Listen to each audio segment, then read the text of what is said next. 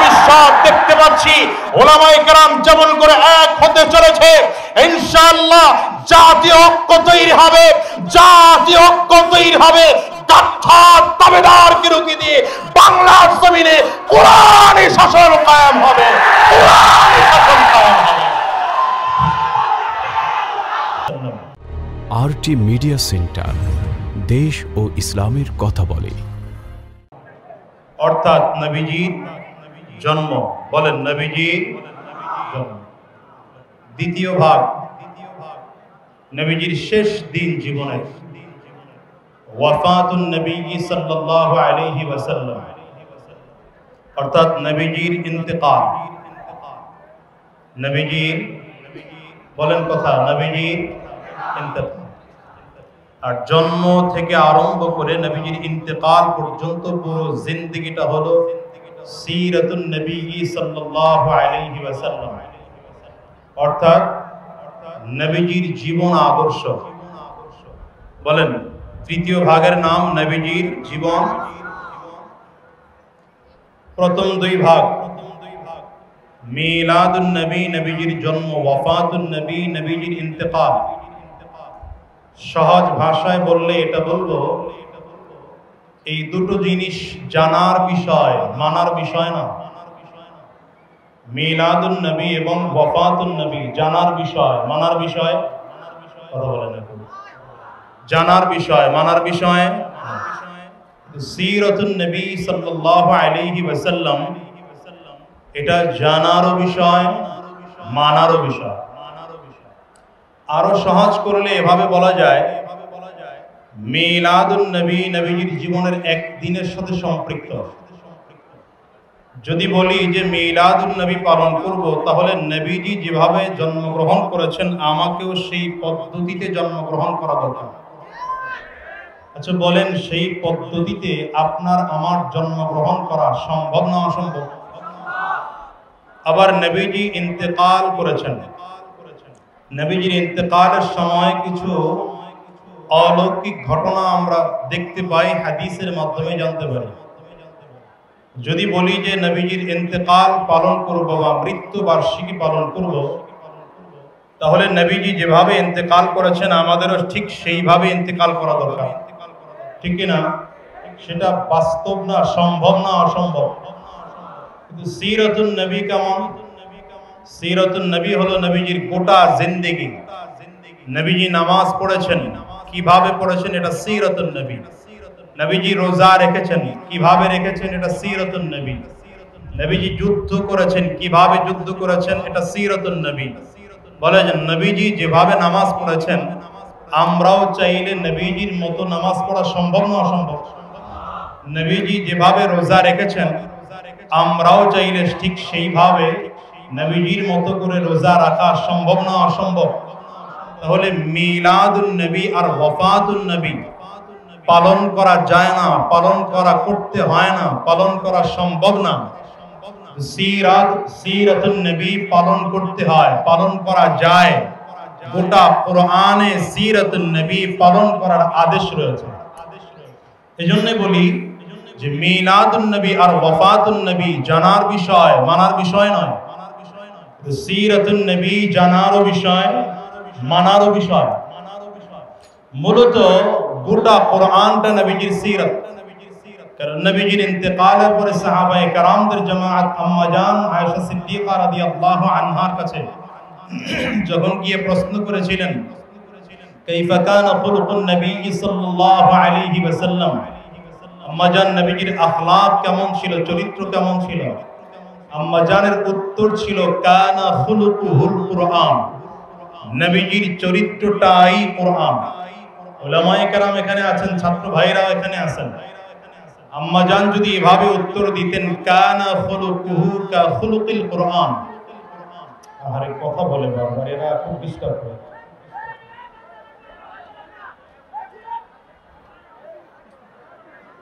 এই বাধা লাগবে না, দেখো যেভাবে আছে সেভাবে। যদি আম্মা জান বলতেন নবীজির চরিত্র কোরআনের মতো, কথা খেয়াল করেন, কানা খুলুকুহু কা খুলুকিল কুরআন। আম্মাজান কি এই কথা বলেছেন? না, আম্মাজান বলেছেন কানা খুলুকুহুল কুরআন। কেন? কারণ হলো আমরা অনেকের শক্তি উদাহরণ দিতে গিয়ে বলি অমুকে বাঘের মতো। লোকটাকে আসলে বাঘ না শক্তির একটা চ্যাপ্টার বোঝানো হয়েছে। যদি অনেকের তেজস্বী বক্তব্য শুনে বলি লোকটা সিংহের মতো গর্জন দিয়েছে, তার মানে কি লোকটা আসলেই স্টেজে উঠে সিংহের মতো গর্জন দিয়েছে না খুব জোরালো বক্তব্য দিয়েছে? যদি বলা হতো নবীজির চরিত্র কোরআনের মতো, বোঝা যেত যে নবীজির চরিত্রের সাথে কোরআনের সাথে পুরোপুরি মিল নেই, কিছু কিছু মিল আছে, কিছু কিছু গ্যাপ আছে। আম্মা জানা আয়েশা সিদ্দিকা রাদিয়াল্লাহু আনহা এমন এক কথা বলেছেন যেই কথার পরে আর প্রশ্ন থাকে না। আম্মা জানা আয়েশা সিদ্দিকা রাদিয়াল্লাহু আনহা সোজা উত্তর করলেন কানা খুলুকুহুল কুরআন। সাহাবায়ে কেরামদের প্রশ্নের জবাবে যখন আম্মা জান বললেন নবীজির চরিত্রই কোরআন, তার মানে আম্মা জান বুঝাইতে চাইলেন কোরআন যা নবীজির গোটা জিন্দেগি তা। এজন্য বলি যে আল্লাহ তাআলা পৃথিবীতে দুই কোরআন পাঠিয়েছেন, এক হলো প্র্যাকটিক্যাল কোরআন, আরেক হলো থিওরিক্যাল কোরআন। আমাদের মাঝে যেটা প্রিন্ট করা কোরআন আছে 114 সূরাওয়ালা 30 পারাওয়ালা, এটা হচ্ছে থিওরিক্যাল কোরআন। আর আপনার নবী সরওয়ারে দু আলম জনাবে মুহাম্মদুর রাসূলুল্লাহ সাল্লাল্লাহু আলাইহি ওয়াসাল্লাম থিওরিক্যাল নয় বরঞ্চ প্র্যাকটিক্যাল কোরআন, ঠিক না?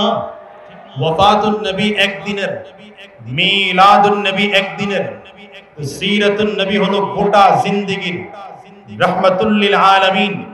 ওহী প্রাপ্তির পরে আম্মাজান খাদিজা রাদিয়াল্লাহু আনহার কাছে এসে দ্বীনের দাওয়াত দিয়েছেন, এটা সিরাতুন নবীর অংশ। নবীজির ওই আম্মাজান আয়েশা খাদিজা রাদিয়াল্লাহু আনহার চাচাতো ভাই ওয়ারাকা বিন নওফলের কাছে গিয়েছেন, তিনি উত্তর দিয়েছেন হাদান নামুসুল্লাযী নাযালা আলা মূসা, সিরাতুন নবীর অংশ। নবীজি জবলে আবু কুবাইসের সামনে দাঁড়িয়ে দ্বীনের দাওয়াত দিয়েছেন গোটা মক্কাবাসীকে, সিরাতুন নবীর অংশ। রাহমাতুল লিল আলামিনকে মক্কার শিয়াবে আবু তালিবের মধ্যে বন্দী করা হয়েছিল, সিরাতুন নবীর অংশ। রাসূল আরবী সাল্লাল্লাহু আলাইহি ওয়াসাল্লাম কাবার চত্বরে সাজদায় ছিলেন, কাফির আর মুশরিকরা নবীজির মাথার উপরে উটের নারী ভুঁড়ি, পচা নারী ভুঁড়িগুলোকে ফেলেছিল, এটা সিরাতুন নবীর অংশ। নবীজি তায়েফের জমিনে দাওয়াত নিয়ে গিয়েছেন, মার খেয়েছেন, রক্তাক্ত হয়েছেন, এমনকি কাফির আর মুশরিকরা নবীকে এমন ভাবে পাথর মেরেছে রাহমাতুল লিল আলামিন বেহুশ হয়ে জমিনে পড়ে গিয়েছেন, এটা সিরাতুন নবীর অংশ। মদিনা থেকে কাফেলা এসে রাসূলুল্লাহ সাল্লাল্লাহু আলাইহি ওয়াসাল্লামের কাছে বায়াত হয়েছেন, বায়াতে আকাবায়ে উলা সিরাতুন নবীর অংশ, বায়াতে আকাবায়ে সানিয়া সিরাতুন নবীর অংশ। নবীজি হিজরত করেছেন মদিনায়, এটা সিরাতুন নবীর অংশ। বদরের যুদ্ধে হাজির হয়েছেন নবীজি, যুদ্ধ করেছেন সাহাবায়ে কেরামদেরকে নিয়ে, এটা সিরাতুন নবীর অংশ। উহুদের যুদ্ধে নবীজি যুদ্ধ করেছেন, সশরীরে উপস্থিত হয়েছেন, হাজির হয়েছেন, এটা সিরাতুন নবীর অংশ। খন্দকের যুদ্ধে রাহমাতুল লিল আলামিন হাজির হয়েছেন, সিরাতুন নবীর অংশ। মক্কা বিজয় সিরাতুন নবীর অংশ।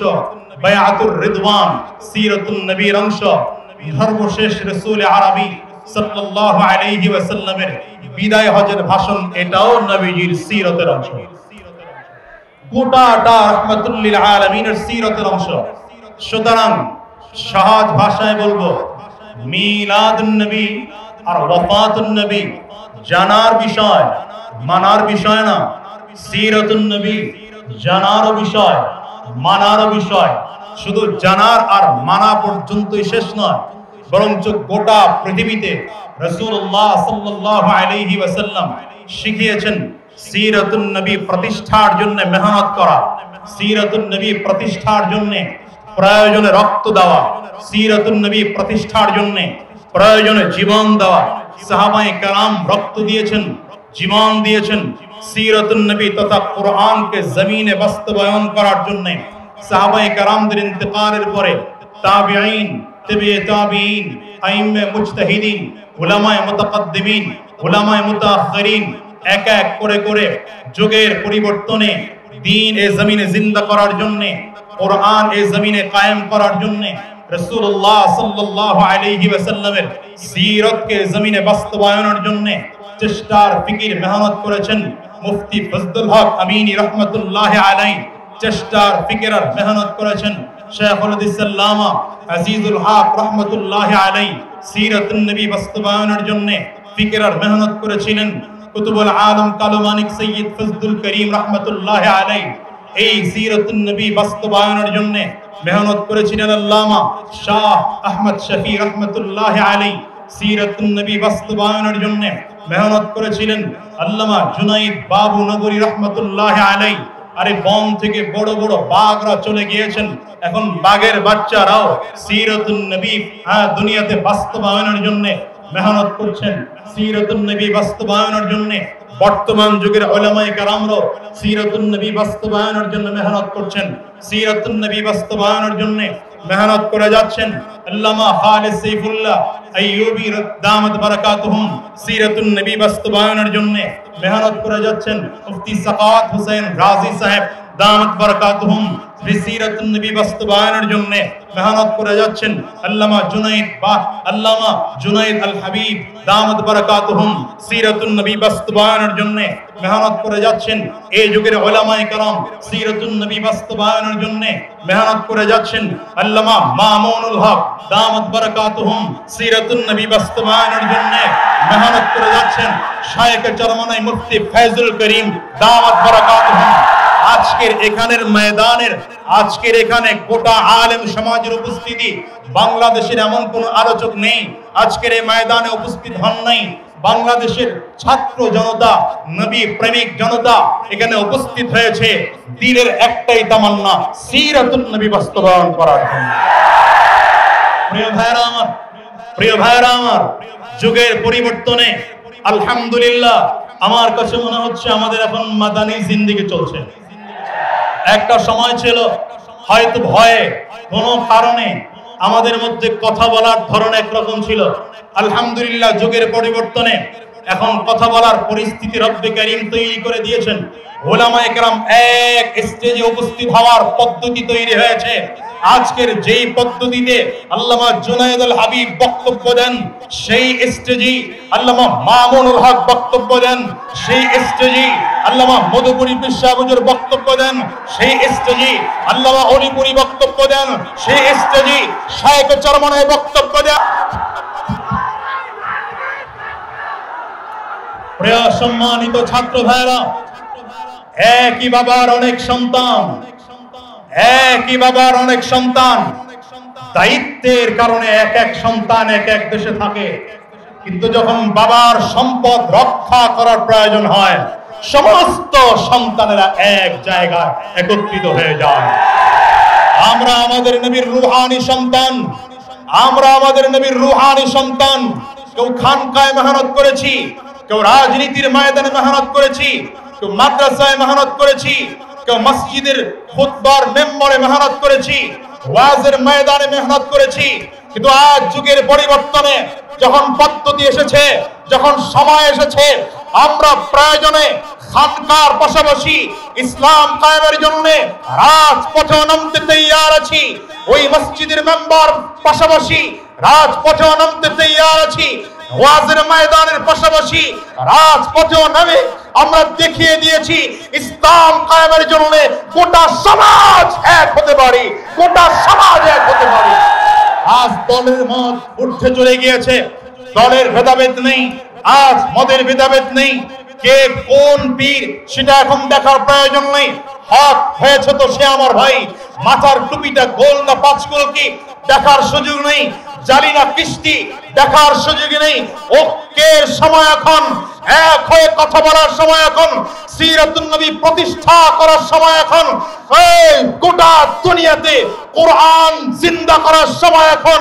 আমি ছাত্র সমাজকে বলবো, উলামায়ে কেরাম করে যেমন করে এক হচ্ছে, এমন করে এক হয়ে যদি ইসলাম কায়েমের জন্য নতুন আরেকটা ডাক দেয়, আর সেই ডাকে সাড়া দিতে গিয়ে যদি কোরআন রক্ষা করার জন্য আমাদের রক্ত দেওয়ার প্রয়োজন হয়, জীবন দেওয়ার প্রয়োজন হয়, জীবন দিতে কারা কারা তৈয়ার আছো?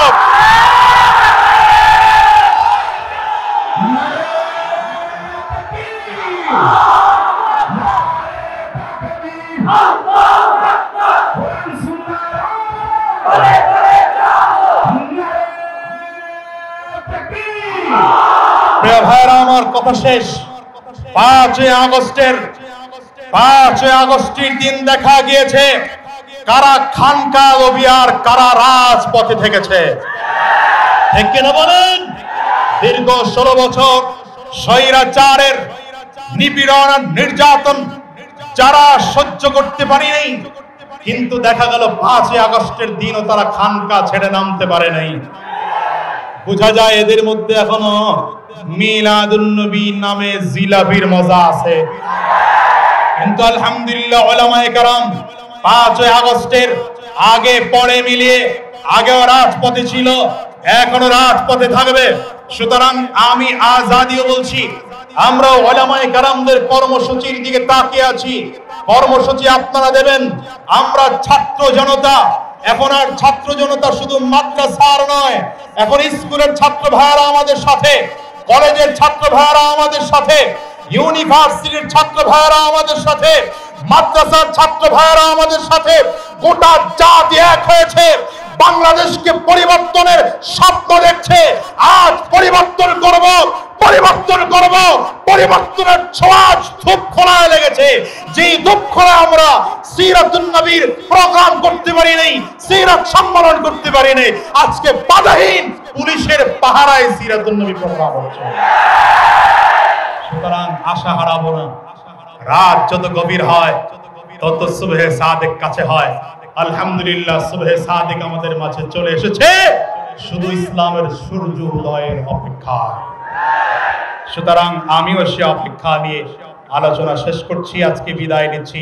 কথায় ভুল হলে ক্ষমা চাই। অল্প সময় হাজিরা দিয়ে গেলাম। আজকে রাতেই উমরা সফরে যাওয়ার নিয়ত করেছি।